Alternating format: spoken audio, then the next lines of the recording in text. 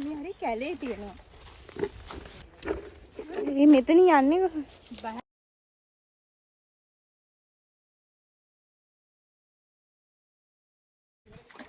Hi, welcome back to my YouTube channel. අද අපි ගියේ අපේ ගමෙන් එහා පැත්තේ ගමේ තියෙන පීල්ලෙන් නාන්න. ඉතින් ඒ ගම මැදින් සුන්දර වෙල්යායත් පහු කරගෙන අපි ඉක්මනට ගියේ හරි ආසාවෙන් එතනින් නාන්න බලාගෙන. එතනට යනකම් අපි පුදුම හදිස්සියකින් ගියේ.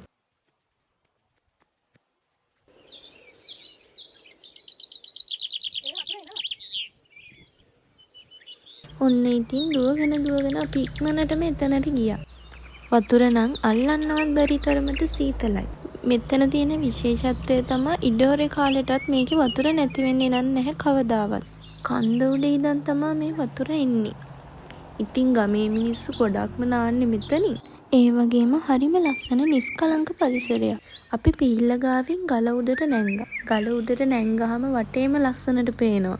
වෙලයි කඳු පන්තියයි එක්ක මාරම ලස්සනයි. ඒ අතරින් චූටි දිය කඩිදි පහලට ගලාගෙන එනවා.